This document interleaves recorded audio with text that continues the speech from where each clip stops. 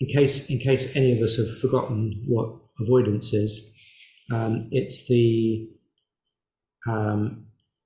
approach that human beings usually, well, in fact, not just human beings, all living beings, but perhaps especially human beings, do this in a very complex and intricate way.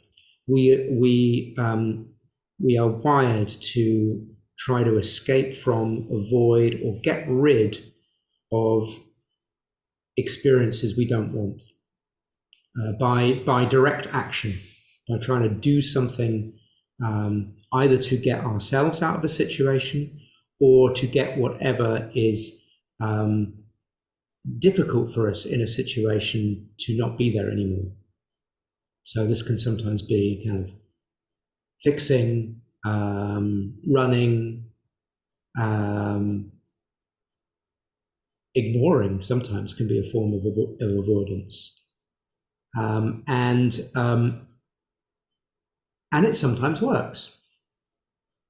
We wouldn't be primed to do it if it didn't work. And it works in situations, in external situations more often, such as the classic example of avoiding a predator. So living beings that are able to escape from predators, to spot them and escape from them, or alternatively to nullify them, will tend to survive better than those who don't. However, this doesn't work for inner experience. So as the famous saying goes, wherever you go, there you are. So if we try and avoid our inner experience, we'll bring it with us. And if we try to fight our inner experience, generally speaking, it makes it worse. Because we not only have the pain of the inner experience itself, the emotion that we don't want, the thoughts that we'd rather not be having, the physical malady that we might be going through. Not only have we got that, but we've got the pain of actually trying to resist it by tensing from it, by trying to escape from it, maybe exhausting ourselves in the process.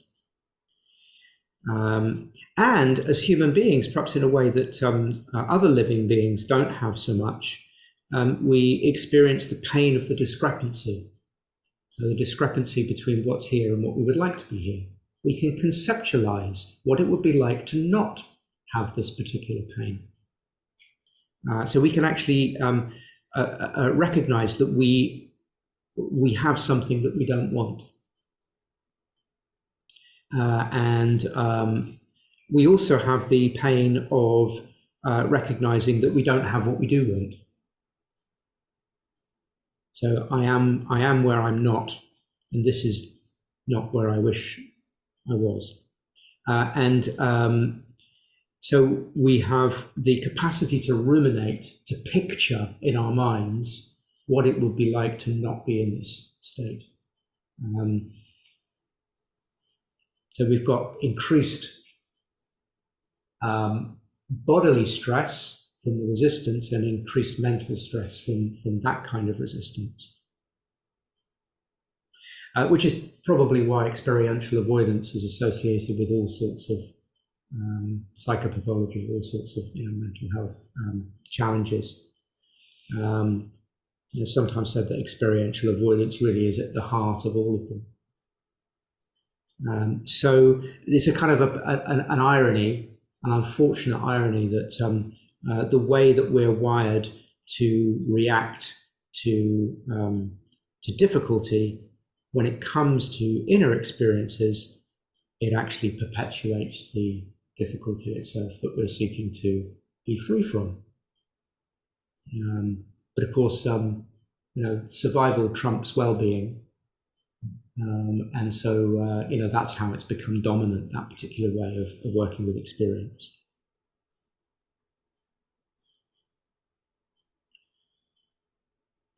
So, what's the alternative? Well, mindfulness is the alternative, clearly. But what does that actually, how does that actually break down? So, what's the kind of the how of mindfulness training when it comes to learning an alternative to avoidance? Well, the approach that we take is in some ways an indirect approach. The avoidant method is quite a direct approach. See something, don't like it, try to get away from it. So we actually identify, it's very sort of goal-based. If we kind of following on from last month's session, we talked about making intentions and working with process rather than focusing on goals. So we know that mindfulness involves working with intentions and working with the process of what's here now. So rather than trying to directly change the experience that we don't like, which involves all of that conjuring up of recognizing we're not where we want to be, etc. In mindfulness training, we kind of take a step back to explore a different way of working with the conditions that perpetuate the suffering. So this is sometimes described as going upstream, going almost back a stage to what might be creating this pattern rather than the result of the pattern, which is the heightened suffering itself. So that requires a certain degree of trust, because of course when we see something we don't like, we want to go, it's here. It can't be back there, it's over here. But actually to say, yeah, it is here, but in order to transform what's here, we might need to put our attention to what is actually perpetuating it rather than the suffering itself. It requires also a certain degree of patience, because it is an indirect approach, and we don't necessarily know when we'll see a result. It's not unusual in mindfulness training for people to sort of suddenly have an experience of something having changed without really having, perhaps even knowing why it's changed. It's something has shifted in the conditions that was creating something that was not wanted. So, I mean, the example that always springs to mind for me is someone I worked with on a course many, many years ago, who came to me after the second week of the 8-week program. In fact, they didn't tell me that it was in their feedback at the end of the course. They actually didn't say it at the time, but I read it at the end of the course. And they said, after week 2, I stopped smoking. I had no intention of stopping smoking, but I just didn't want to do it anymore. And that, there are many other examples of that, of like unexpected changes that just seem to arise as a result of engaging in practice. You might have had some of these yourselves, where you suddenly find yourself perhaps responding differently to a conversation that you might have habitually responded to in a different way, or an anxiety lifting without really having solved the problem that seemed to be causing the anxiety in the first place in our minds.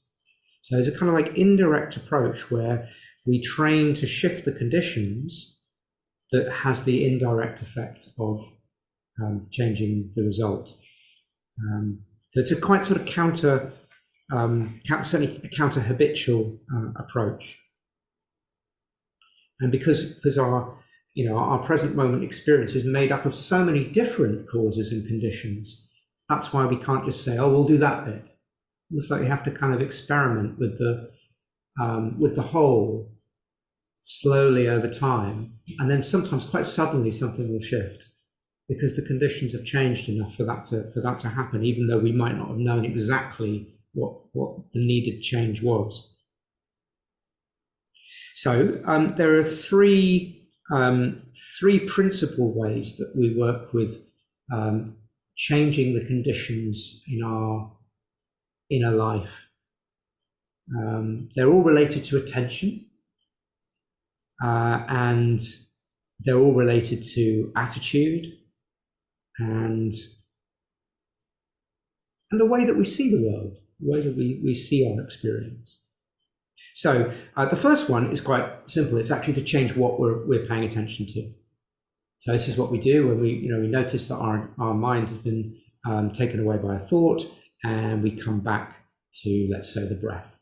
So we've shifted the object of our attention. This is also something we practice when maybe we practice an appreciation practice, or bringing to mind an object of gratitude. We deliberately choose to focus on something that's, in this case, pleasant, and savor it. And when we change what we pay attention to, our experience changes. You can test this out for yourself by moving your head to your left. You will see something different than if you move your head to your right. Same with inner attention. Where you place your attention changes the experience. The second strategy that we can use in mindfulness training is to shift how we are receiving our experience. So we can receive our experience primarily through conceptualizing about it, judging it, comparing, criticizing,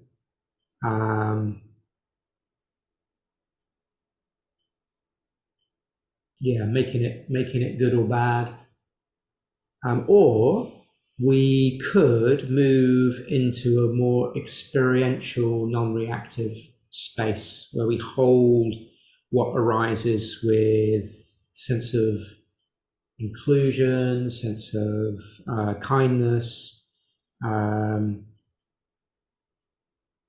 with the senses themselves, rather than perhaps the ideas, being focused on the ideas that come with the experience. So we open to a degree of sensation. So this might be called the shift from doing mode to being mode. So not just the what of what we're paying attention to, but the how of how it's processed, conceptually or experientially.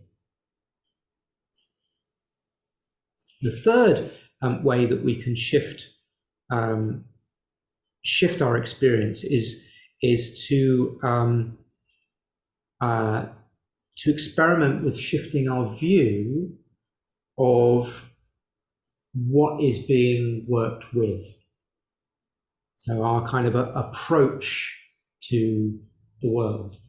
Are we able to recognize the truth of interconnection, of continuing change? Can we experience the relatedness of experiences and see them not as everything as kind of discrete, individual, separated entities, which is what concept does. Give something a name, fix it, put it in a category, and then compare it with other things that are not it.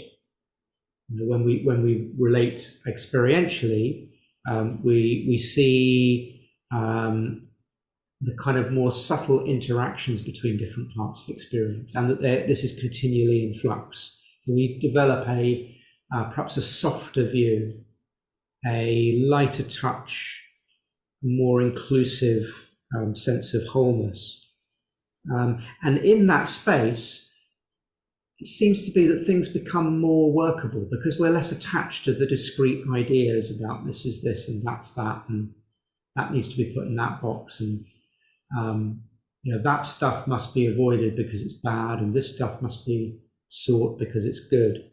Kind of let go of that tension that the categorization of life can create, because it creates a separation between one thing and another, and rather to kind of open to the interrelated wholes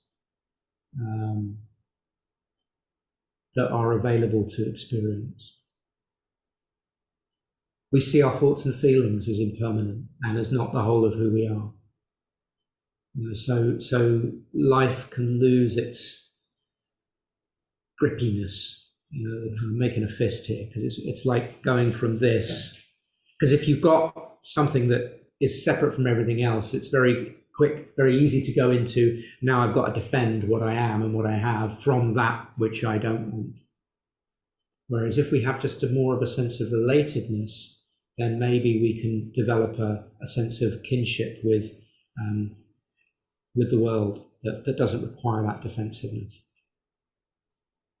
So by experiencing the world with a different view, um, we we change the space in which we're working in. We change our inner space. So we've got an attentional shift. What are we paying attention to? Practicing making choices. How is it being received? The qualities that we open to, and then the view of how we experience the world as a whole. All of these require awareness. So, because we have our automatic ways of reacting, as we've seen, experiential avoidance on the whole, conceptualizing. So it requires awareness to see what we do habitually and then to practice these different approaches, all of which are included in the meditation practices that we work with in mindfulness. So the training is in shifting our relationship to experience, and through that developing of the changed relationship to experiences, the likelihood is that over time we'll get a different outcome without ever having focused on trying to get a different outcome.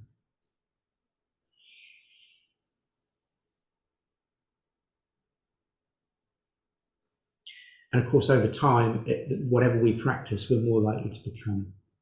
So, if we can practice these different ways of meeting experience, these over time can start to become more of our default,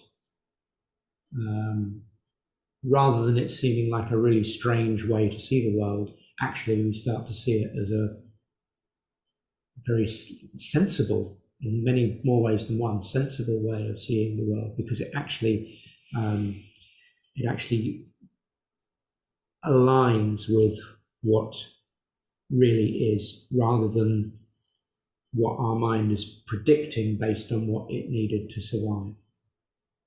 So that's kind of the central problem, is that this other way of seeing the world is quite good for surviving high stress, acute, dangerous situations. And so we've evolved to see the world in that way. But that's not always necessary. And as we've seen, it can sometimes be counterproductive.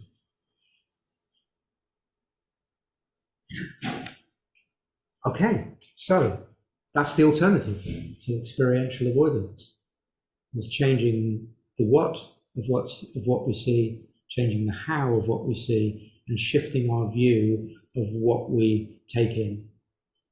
Not having to see difficulty as something to be, to be seen as problematic, but rather an experience to be curious about. That each experience is then seen as giving us information about the whole. And if we've got information about the whole, then none of that can be bad, can it? Because it's useful to be able to then choose how we respond. So it's a much more in touch way of relating with our inner and outer worlds. Let's practice this together.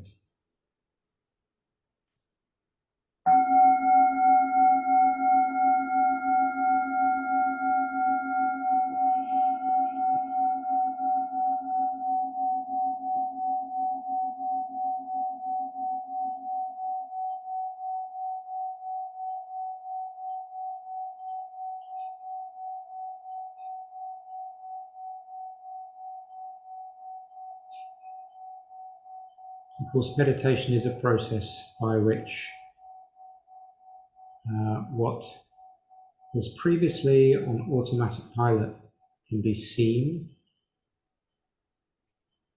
watched, accepted, and held with kindness, and in which we can experiment with different ways of holding it that can create the foundation for conscious agency, making new choices.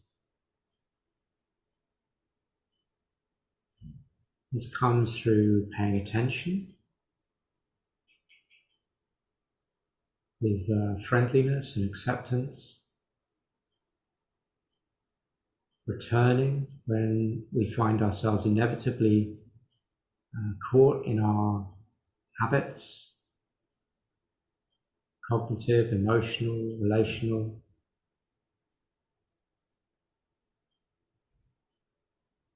and trusting that we don't need to focus on the outcomes, but we can work with the processes that arise moment by moment. And that this in itself is creating new ways, new uh, resources to draw on in our everyday lives.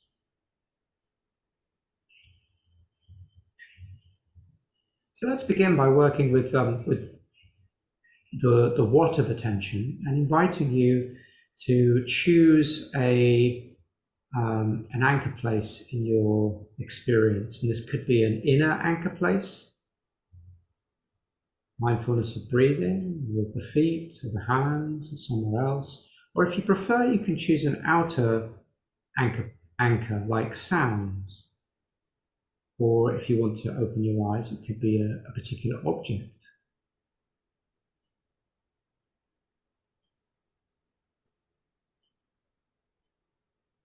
I invite you to choose an aspect of your experience that's relatively neutral, doesn't have a strong emotional charge for you.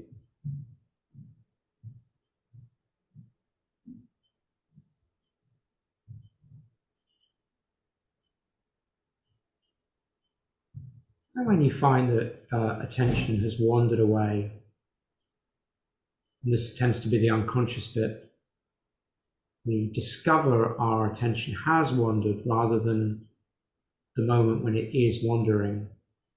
So we may not notice the point at which we lost contact with our anchor, but we'll likely at some point wake up to the reality that our attention has moved away from that anchor. And when that happens, we know that we're back in awareness and we practice returning to the anchor place.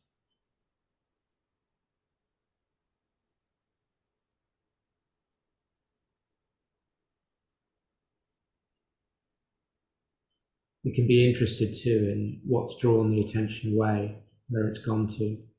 That may tell us something about our habit patterns that might currently be not available to conscious awareness.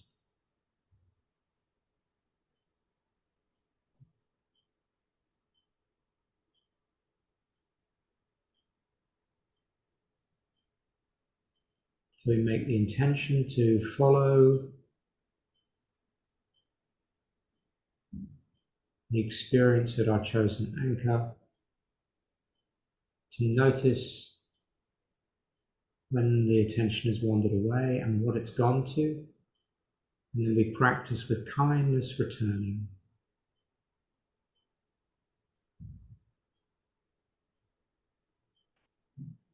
You'll notice that implicit in the working with the what of attention, we've also got the how, such as with patience, with kindness, coming back to the experience at our anchor rather than ideas about it. And we've also got the view of meeting experience in a spacious way and noticing how change is continually happening, already baked into the process.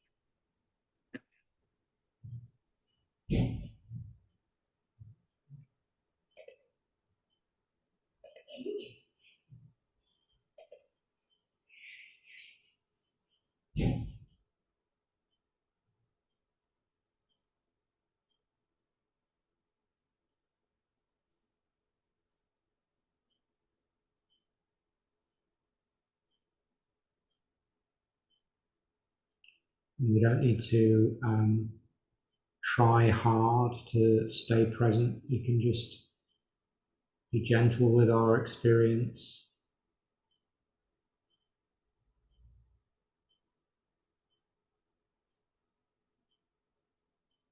Still softly attentive presence.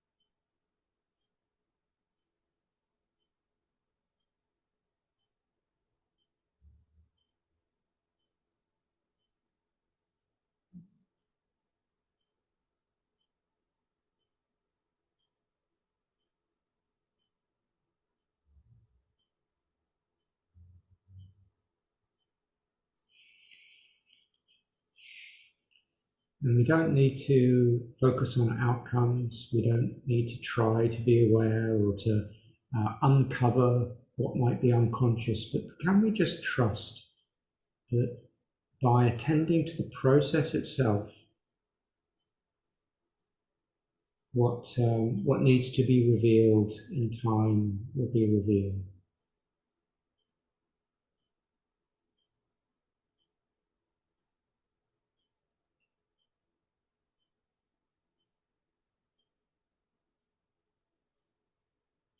So we're just concerning ourselves with paying attention experientially, with interest, with friendliness, coming back when we notice mind wandering has happened, acknowledging the patterns we see and letting anything else take care of itself.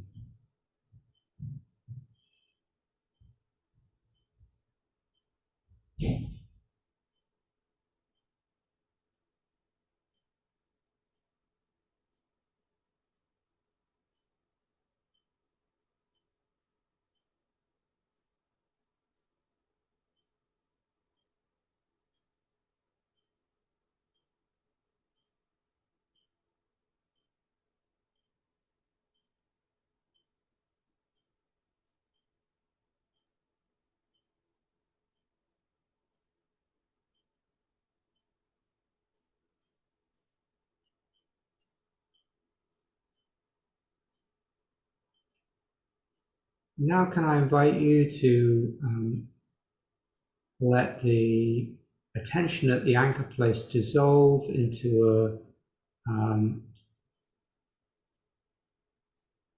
experiencing of the body as a whole.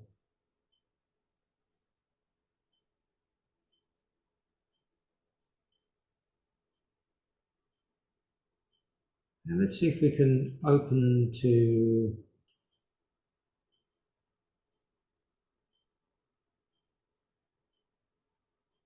the how of this meeting experience, of just to let what's happening in the body be met in an accepting, receptive, open-hearted manner. Just the actual sensory experience, uncoupled from thoughts or ideas that might arise in relation to it.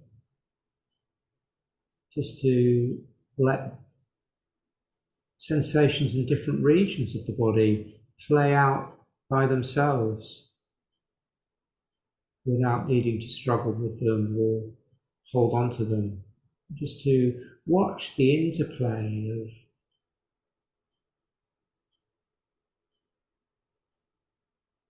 experiencing in the body.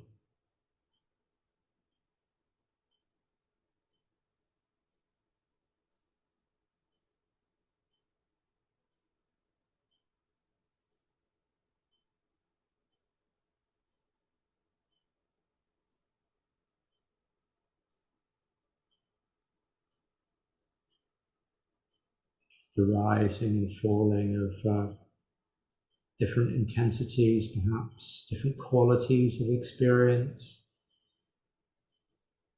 sharp, soft,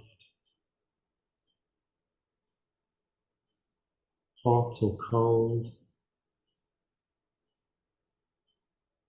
dull, heavy, light, various movements within.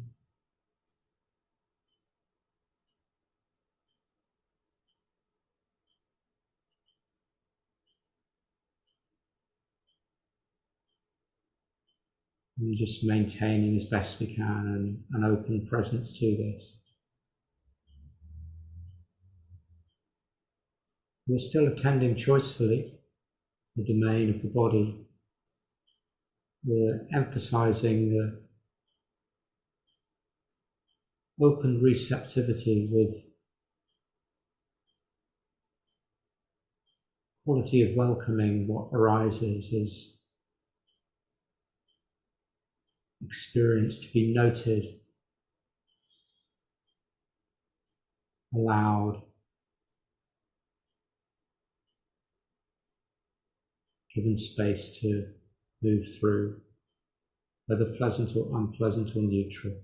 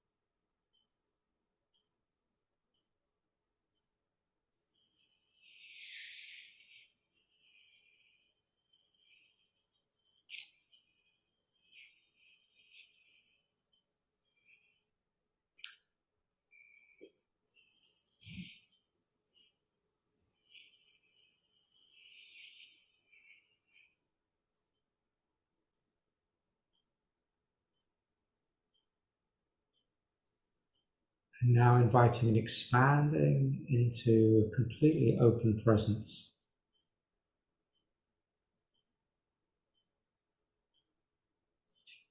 Opening to all of the senses.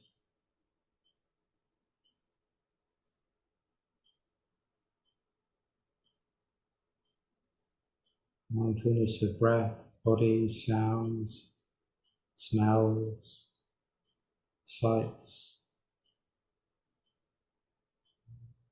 tastes,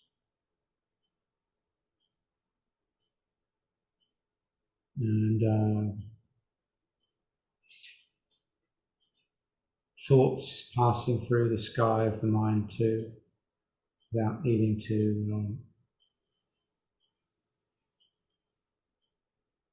discount these, just letting them be. Thoughts, feelings,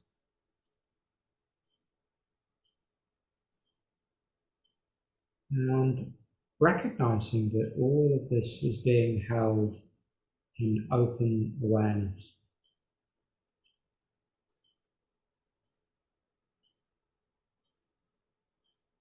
Each moment of experiencing this is evidence of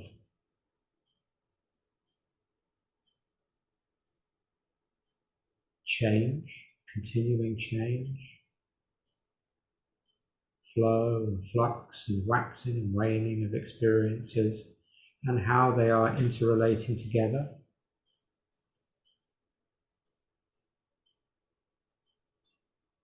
The community of consciousness.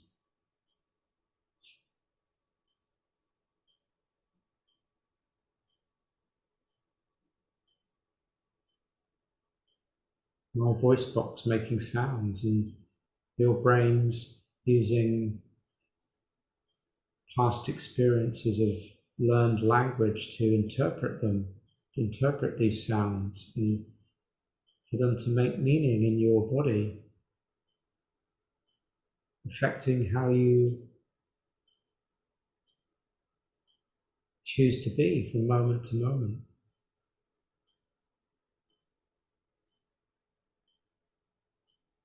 So many different aspects to this process of interrelatedness that can be held as as parts of the whole when we let be in awareness of them. We let go of our usual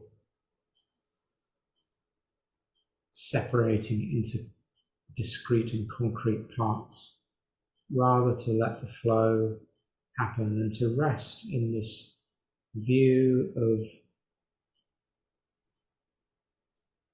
connectedness,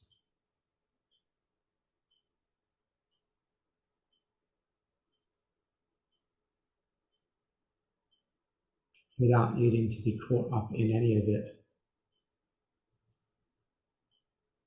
or avoidant of any of it.